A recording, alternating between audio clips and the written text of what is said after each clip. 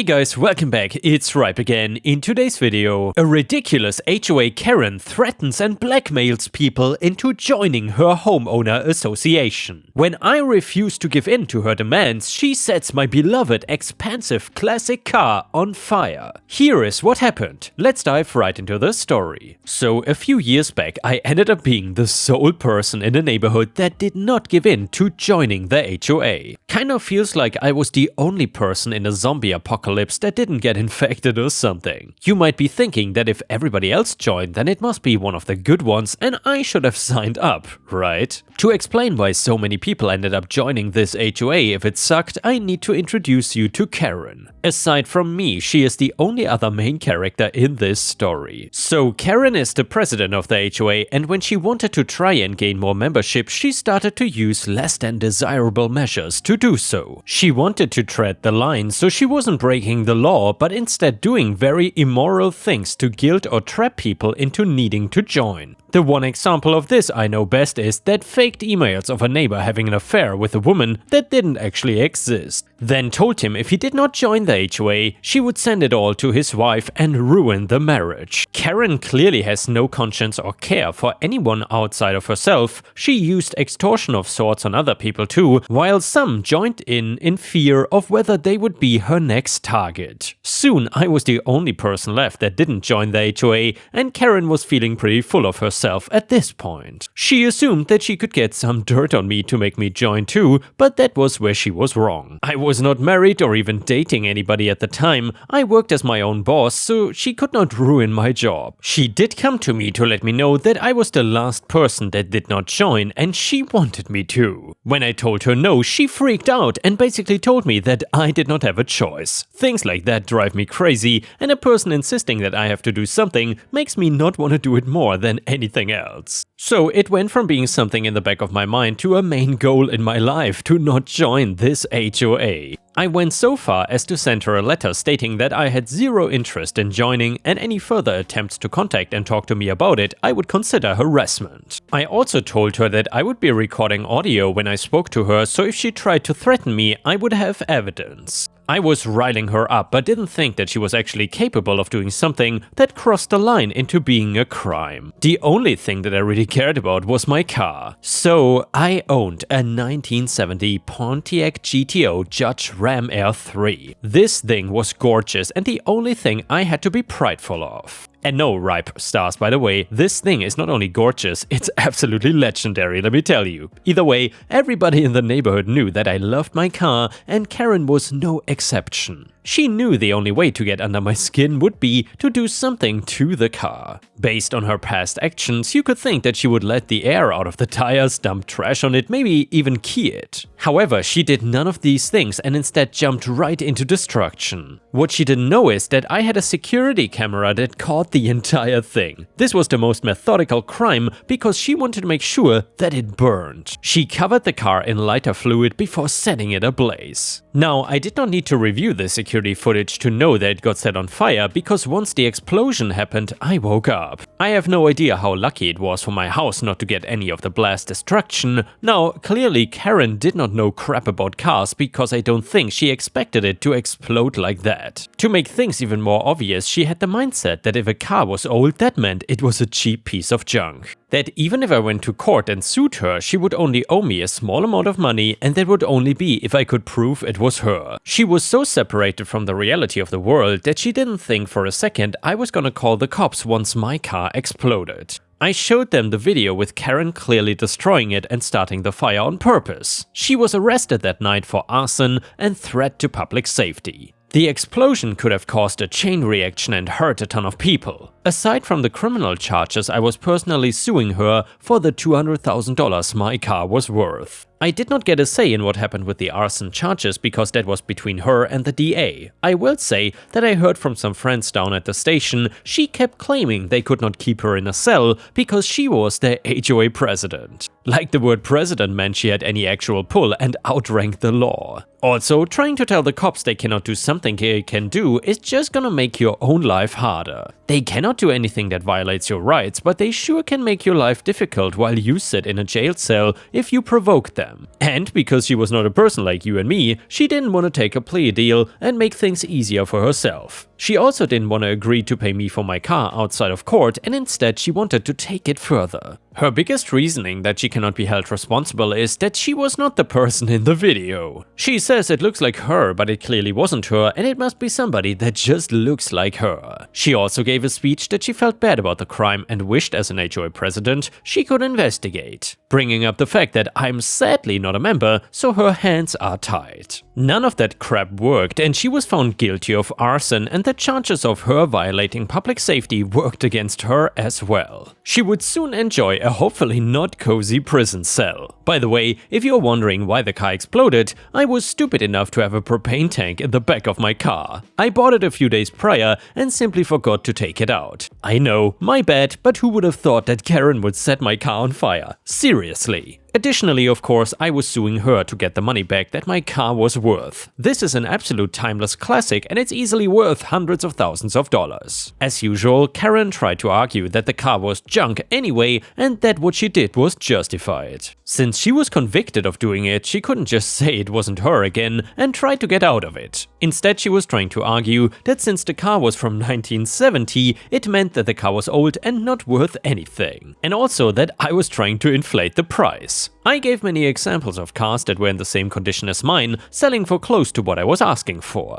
Mixing it with the point that since the car was not made anymore, I couldn't just simply go and replace it easily. I was granted my money, and since she was working under the guise of the HOA, they ended up being the ones needing to pay me. Without Karen in charge, the entire thing fell apart and people could finally leave without fear of her repercussions. Nobody was gonna believe the woman that just got arrested. As far as the money I won, I still don't know exactly what I want to do with it. My thought was getting another classic car with at least some of it, but there's just a lot to choose from. Also, if I want one that needs work or is already in good condition, maybe you guys reading have some good car suggestions for me to buy with Karen's HOA money. And yeah, ripe stars, I don't know if you guys are car or motorcycle or whatever vehicle collectors, but if I had a classic motorcycle or car like this, I would be so upset if someone did this to the car. Oftentimes there's also a lot of sentimental value involved, and that cannot just simply be replaced with money. I would be so upset if this happened to me. Anyway, if you enjoyed this story, please don't forget to like the video and maybe even post a comment, because that would help me tremendously. Thank you so much. And the next one is titled, HOA says I cannot have barbecues on my own balcony. So moving into my new apartment was a dream come true. After years of scrimping and saving, I finally had a nice place to call my own in a great neighborhood. The spacious balcony was one of my favorite parts. I could just imagine myself out there grilling up burgers and steaks on sunny weekends. A little slice of backyard heaven, even though I was in an apartment complex. The day I moved in, the president of the Homeowners Association stopped by to welcome me. She handed me a huge stack of papers going over all their rules and regulations. I politely accepted them, but had no plans to actually join their association or follow their guidelines. My unit was rented, not owned, so I assumed the HOA stuff would not apply to me.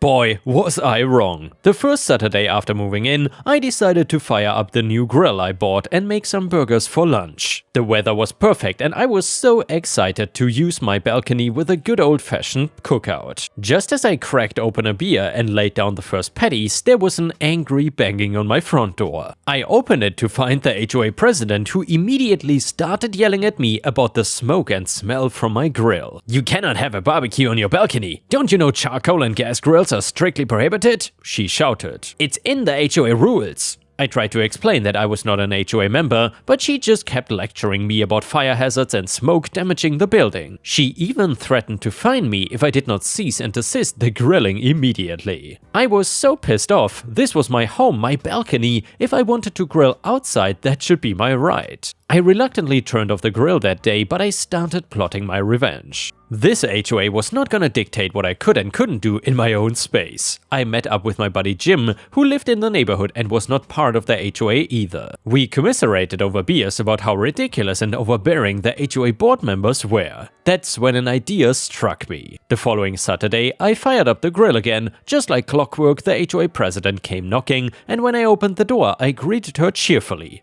"Good afternoon. Let me introduce you to my lawyer Jim." I gestured to my grinning friend. Jim stepped forward, pushing his glasses up his nose and extending his hand politely. "Pleasure to meet you. I'm here observing my client engaged in a perfectly legal activity on his own rented property." The HOA president's face dropped. Clearly, she was not expecting me to call her bluff and have representation present. "Now see here, grilling and smoking are clearly prohibited in the bylaws," she started to say. "Bylaws which don't apply to my client, as he is not a homeowner nor an HOA member," Jim countered smoothly. "You have no jurisdiction over what he does on his rented property, including his balcony." The HOA president stammered incoherently, trying to come up with a rebuttal. But Jim didn't give her the chance. "I suggest you stop harassing my client and review your own bylaws before incorrectly attempting to enforce them on non-members. And now have a good day." And with that polite but firm dismissal, he closed the door in her astonished face. I jumped up and high-fived my brilliant friend. We eagerly returned to the grill, laughing as we feasted on perfectly seared steaks just the way we like them. No more unwanted HOA interventions for us. For a while, things were blissfully peaceful. I grilled on my balcony whenever I pleased, even doing full-on barbecue shindigs with friends over on weekends. Never heard a peep from the HOA. But of course, it was only a matter of time before the president tried something again. One sunny Saturday afternoon, I had about 10 friends over for a big cookout. Music was playing, cold beers were flowing, and we were having an awesome time.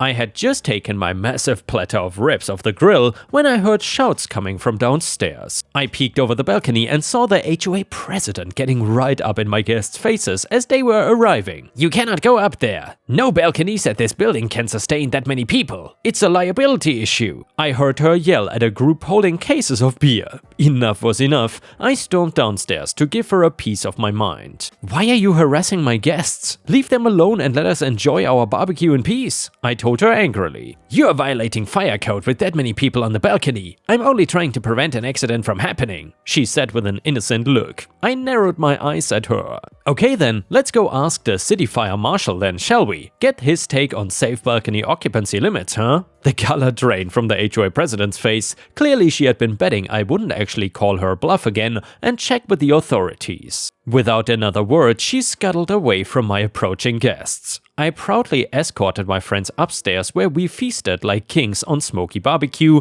while laughing about the HOA president's pathetic power plays. Later that week, I got a letter from the property management company stating that upon reviewing the matter, balcony grilling and guests were perfectly fine with proper precautions. The HOA president had been putting in complaints, but they were baseless and I could carry on as normal. It felt awesome to have that victory and validation. The HOA tried a few more lame objections and interruptions to my balcony leisure activities after that, but I shot them down every time. They finally seemed to realize they had no authority over what I did in my own space. Now, whenever I see the HOA president, I make sure to smile and wave politely from my balcony paradise. Usually while holding an ice-cold beer in one hand and a juicy grilled burger or steak in the other. She, on the other hand, hurries past without making eye contact. My balcony, my barbecue, my rules. So take your HOA guidelines and shove them. And yeah, ripe stars, I gotta say, props to OP for standing up to the HOA bully in this situation.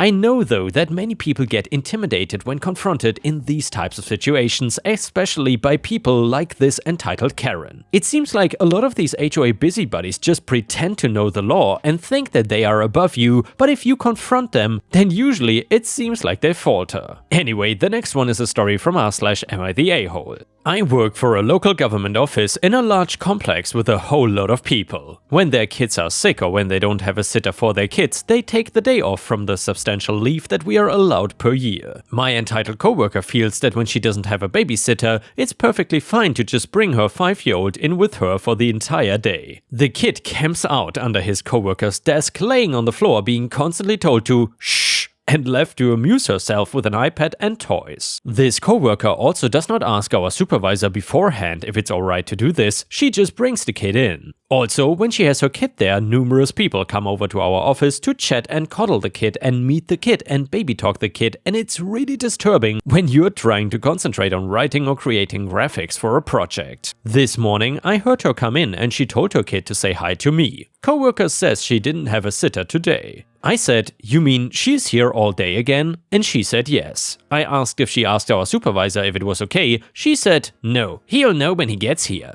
I told her that the office is not a daycare center and she should use the leave she has to stay home and watch her kid. All day she's been whispering to people about how I am an a-hole to telling her this and how I don't like kids. However, the truth is, I love kids, just not in the office all damn day. So, Ripe Stars, is OP the a-hole here? Let us know in the comments. A person on Reddit quickly said, not the a-hole. People in my office do this too, especially in the summer. They're usually not loud, but they always take up one of our few conference rooms for the day. It's annoying, rude and unprofessional. It should not be tolerated in any workplace. If you're in a position to actually say something, then good on you for doing it. Comment number 2, everyone sucks here, she is inconsiderate, but if it's been bothering you, you should have raised the issue with your boss before it ever got to this point. Edit, I'm tired of people responding who seem to think I'm saying going to the boss should have been her first course of action. Yes, obviously the first thing she should have done was go directly to her coworker and talk about it, calmly, rationally and professionally.